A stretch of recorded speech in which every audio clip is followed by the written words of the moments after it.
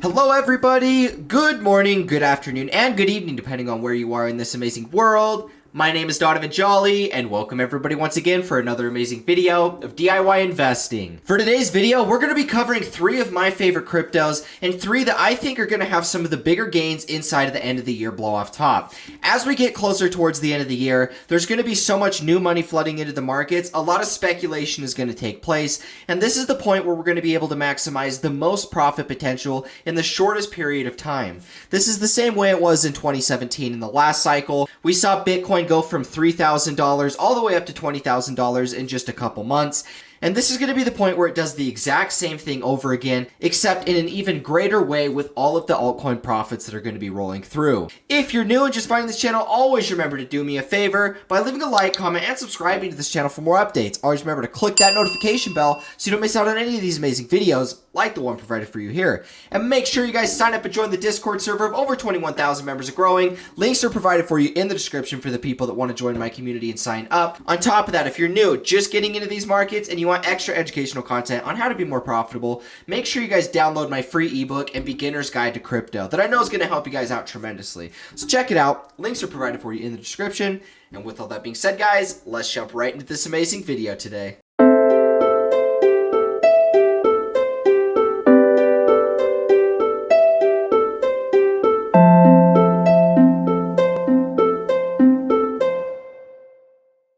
Alrighty guys, so to start off this video, we're going to be taking a quick look at the total market cap because I'm not going to be covering Bitcoin. I wanted to actually talk about this instead, and then we're going to jump straight into these 3 cryptos. I wanted to give you guys an update on these 3 specifically because I used to talk about them a lot, and I do still oftentimes talk about them. But there's been 2 on the list that I haven't really covered in a little while, so I wanted to give you guys all 3 at the same time just as a way to provide the most value possible. And so before we do that, let's cover the crypto total market cap, and let's talk about what we are seeing right now with the recent new all-time high breakout and us actually venturing inside of price discovery. Now guys, this is a big deal because there's a few different things that have recently happened. We had the cup and handle formation that we were watching for, and we did get a confirmed breakout from that pattern. Now I already talked to you guys about why I believe that that's one of the most bullish chart setups that we can find inside the market. I've shown you guys plenty of examples of cup and handles that have played out. And one recent one that we can actually take a look at was actually what happened here in 2017. Now I'm on a bigger time frame, so it's not as easy to identify, but you see roughly the exact same symmetry here. And once we actually broke out from that pattern, this is the move that took us into new all-time highs and actually the final rally inside of that cycle. And so it's interesting that we're getting roughly the same exact pattern happening at the same point of time inside the Bitcoin and altcoin trend. And this is exactly what I do believe is going to take place. Now, one quick thing to talk about is what you are oftentimes going to see inside of the market during points of extreme parabolic price action. You're going to see different times where the market has these massive panics, these massive liquidation events where in one big red candle, you're going to get these massive sell-offs, and then you're going to see the price immediately rebound and just keep going up. And so there's going to be points where you don't want to be too over-leveraged because even when the market's going straight up, there's a lot more room for upside potential, and so it's easier for new guys to jump into the market and make money. Understand that there's going to be points where you're going to see those significant sell-offs. They're going to happen quick. They're just there to basically liquidate you if you're over-leveraged in long positions. And if that's the case, then obviously you're going to screw yourself over of a lot of profit. The best thing to do in these situations is just going to be hold. You know, we've stuck to the plan up to this point. We've been holding, targeting the end of the year. Now with us being so close to the end of the year, we know that based off of what our analysis has shown us thus far is we're going to see massive, massive moves to the upside. And I think that the first obvious sign of that was this recent move that we saw after Bitcoin bottomed to 29K. We made 3 impulse waves all the way up near the all-time highs, and then we had this little pullback to the previous resistance. And basically that gave us our one wave, right? So what we're working with currently is our one wave impulse. And if we pull these Fibonacci targets, we can see that in a wave 3, oftentimes you're going to see this overextend all the way up to near the 2618, which and the crypto total market cap is going to be taking us at about 5.25 trillion. And that's not even to mention that this can overextend past that. I mean, there's not one specific fib target that's just going to be the ultimate answer and the price has to stop there necessarily. But there are levels and there are zones. And basically, what we're looking at inside of wave 3, we have to be at least to the 1618, which is going to be taking us to at least 4 trillion. Now, with us being in the final impulse of the cycle, with all of this new money coming in, I expect this to be far bigger than our one wave impulse ever was. So that's what I'm talking about when I say the 2618, and we could easily extend even higher than that. You know, my ultimate target for the end of this cycle for the crypto total market cap is going to be taking us between 10 and 12 trillion dollars. And so I expect a massive move that is coming inside of the market. And when this happens, this is when we see all of the new money coming into the market. This is where we're going to see some of the craziest returns that we've seen up to this point. A lot of you guys that have even been around for a few years at this, you're going to see even some of the biggest returns inside of your portfolio. And you've been all the way since the bottom here. So just understand that when that happens, we're going to see a lot of altcoins take off. And that's why I actually wanted to cover to you 3 different altcoins that I really like in my portfolio. I've been holding these for a long time.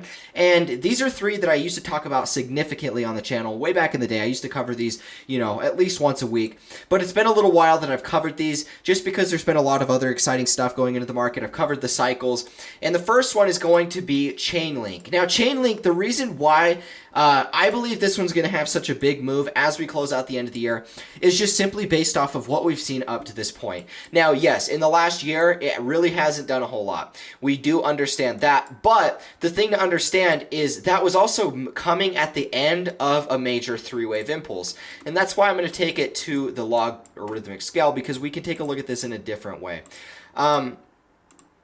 So what I wanted to share with you guys today, and what I actually had people asking me about, was to share what are my Fibonacci targets as we wrap up the end of the year for Chainlink. We're going to be covering all of my different cryptos on today's list by covering the exact same thing. But the big thing that people have been asking me is, just how high are we going to be going if we follow the same Fibonacci targets as what Bitcoin or what the total market cap's looking at? What would Chainlink actually go to? And this is where it comes into play, where if we basically measure wave 3, which there's 2 different ways I can do this based off of what I see, but this is kind of my primary way of going about this. You measure from the beginning of wave 3 all the way up to the top, and then that was our recent sell-off here. So we finished wave 3. Now what we're getting up for is wave 5 inside of this cycle, right? So this is basically wave 1. This is wave 3. And then we're getting ready for wave 5. So that would be our Elliott wave count from here that I can see. And what we recently saw after Bitcoin bottomed at 29K was a really nice rise off of the lows. Chainlink did really well. It came all the way back up here to, about the $36 level after coming all the way back down to like 13. And so that was our wave 1. With wave 3 getting up next, I honestly think that this thing has a lot of room for upside, where we could easily see Chainlink somewhere between $80 and $90. And high targets, we could easily see it hit $100. By the end of the cycle, where I believe the Chainlink will hit is most likely going to be somewhere between the 4236 and the 3618. I think that Chainlink's going to have a huge move, just as the rest of the market does it as a whole. With a lot of the markets looking like they're going to be achieving something like these 4236 to 3618s, I don't see why Chainlink wouldn't inside of that process, because Chainlink's been a leader. Chainlink's the reason why DeFi exists. There's still so much fundamental factor that basically proves why Chainlink is going to be a contender for years to come. Literally every crypto that's worth anything that is participating inside of DeFi, they're going to have to use Chainlink. And so for that, I think that this one's going to be one of the better returning and safer picks to close out the end of the year. And so the 3618 is going to be taking us about $200. It could be a little bit higher than that. We could see it hit $300. Do I think it goes any higher than $200 to $300? No, I don't. That would be a really big move. It's possible, but guys, I remember I made videos talking about the potential of us hitting like $1,000 plus. And at this point in the cycle, I just simply don't think it's actually possible. It was just a price prediction. I was obviously wrong on that. And so I honestly think realistically $200 to $300 tops. I think that that's realistically where we're actually going to see Chainlink. So watch out for this one as we close out the end of the year. The next one on today's list was actually XRP. I want to talk about XRP because it's been doing really, really well over the last 24 hours. we can see that from my last video, we pretty much just broke out and we've just been uptrending ever since that point. And that was kind of what I talked about. I talked about how what I foresaw happening inside of XRP as we get closer towards, our profit taking towards the end of the year. I expected that we would see a big move coming, a really parabolic move coming. Not anything small, not anything, that's going to take a long time, something that happened really quickly, something that takes us immediately to these all-time highs and has a lot of people interested in what is going on. Now, there's all these rumors and speculations about the lawsuit. Are we going to come to somewhat of a settlement, an agreement? Is it going to fall through? What is actually going to happen with that? And while I'm not actually going to try and predict that by any means, I can say that there's really two main things. If the lawsuit doesn't fall through, if it's extended past the cycle, then that really screws up XRP's chances at having a lot of extra retail money flood into the market through Coinbase, through a lot of these other American exchanges. But if it does happen, we could actually see, XRP fly to a lot higher levels just because of the added liquidity. That's going to be the biggest factor here. There's two different things that I foresee, but regardless, guys, I don't think that either of them are going to stop the fact that XRP is going to go into new all-time highs. I think that that's a given regardless of the SEC. If there's a settlement, if there isn't, I don't think that matters. I believe that we're going to see a big move for XRP, mainly just because of how much it's lagged inside of this cycle. It's just been building this solid foundation with us now flipping all of our resistance levels, and really the only one left is this being the all-time high. I do believe that this is the point where we're going to see a big move, a massive breakout, taking us into price discovery. And because of how undervalued XRP is compared to the likes of Ethereum, compared to the likes of Bitcoin, I believe that this is where we see, the XRP ETH chart, the XRP BTC chart finally outperform in a big way. And due to the fact that it is so undervalued, XRP doesn't have to go up as much as some of these other cryptos, and it's going to get a bigger outperformance. And so this is the point where if XRP is going to actually outperform these pairs, it's going to be now. And that's why I think that this is going to be a good pick for a high count crypto, for a safe crypto. With the lawsuit, I still think XRP is one of the safest cryptos. I think that the more details that come out with the lawsuit, the more that you understand that it's kind of just a bunch of crap, and it was more or less just insider manipulation than anything to do with XRP actually being a security. So in the end of this, I do believe that we're going to see XRP take off in a big way, and that's why this is one of the safer picks to close out the end of the year. Now, the last one on today's list is going to be Tezos. Now, Tezos, I've talked about this one a lot. I've talked about this one for a long period of time because I actually started buying Tezos right here at $1. So, like here. That was where I started buying Tezos, and I've pretty much bought a few of these different dips inside of this period. I think the last time I bought it definitely was in October of 2020 because I did want to qualify for my long-term capital gains. With us being past October, I don't have any cryptos that I bought that aren't going to qualify for long-term capital gains. And so that was kind of a way that I structured this position. I've been accumulating this one for a while. That's why if you guys have been around for this channel, you guys know I used to talk about this one a lot. And I haven't talked about it for a little while just because mainly it hasn't done a whole lot. Inside of the rest of the market, it's kind of been a laggard. Like, yeah, I have made decent money for the most part. If I bought it $1, I'm up like, 539%. But when we're comparing it to the likes of Bitcoin, Ethereum, or, a lot of other cryptos out there, it really hasn't done a whole lot. And so what I'm expecting as we close out the end of the year is for this thing to finally do something, finally have a big move, and actually go into a parabolic rally. And so this is why I wanted to talk about Tezos today, is because I figured that Tezos, if we come over here and actually look at the dollar pair, what I was thinking with Tezos is how, if depending on where we measure this, we can look at this a few different ways. And if we go and follow the same Fibonacci targets, if we go to the 3618 all the way to the 4236, we're looking at, like $30 to $36 approximately. And so that would be a nice move. I remember I made videos talking about $100. I do not think that that's going to happen as we get closer towards the end of the cycle. Just being honest with you guys, I'm not going to feed you a bunch of crap if I don't actually believe it's going to happen.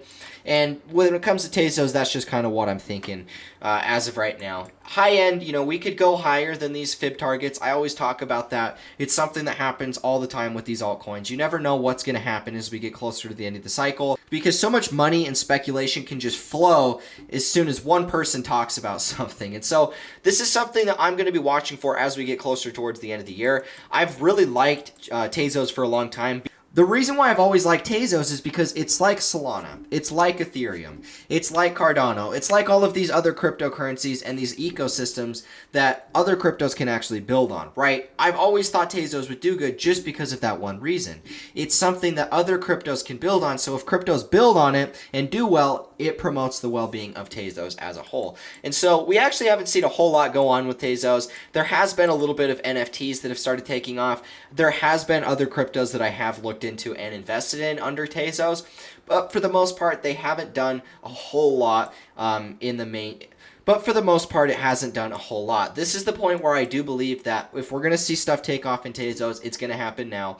I do believe that if you invest into cryptos under Tezos, this is a good opportunity to get in early, invest some money into these tokens, and then as Tezos does good at the end of the cycle, that's when we see these other ones take off, you know, even bigger than Tezos would. So as we wrap up the end of this video, guys, I wanted to cover all of these today because what we've seen up to this point has been pretty much just significant accumulation. We've seen that with Tezos the entire way. You know, nobody can deny that this is a solid looking chart. A lot of uptrending, higher highs, higher lows, the entire bull run, you know, increasing volume, increasing price. And this is the point where I do think that we're going to see, you know, a massive move onto the upside when it comes to how big these impulses get. You know, like I said, $30 to me is a realistic target for Tezos to close out the end of the year. We haven't seen a parabolic move from it. And so that's why I think that as we will see one towards the end of this cycle, whether it's a month from now, whether it's, you know, couple weeks from now, you know, we're going to see what's going to happen, but we're going to see this one take off in a big way. And I think that this accumulation we've seen up to this point is a sign of that. Now, another thing we could talk about here is the same setup with XRP. Pretty much the same thing all the way through. Higher highs, higher lows, increasing volume, increasing price. It's fought off the lawsuit. It's done everything. It's been resilient. As we get closer towards the end of the year, you know, if we see a settlement, you know, regardless, we don't need to see any sort of settlement with the SEC. I think that this one's going to take off in a big way. And when we look at our same Fibonacci targets with this one, you know, we're pretty much looking at, depending on where you draw this, obviously, we're pretty much looking at something like, well, inside of this move, I mean, we're looking at like $5 to $10. Where I think we hit long term is definitely going to be somewhere right around $10.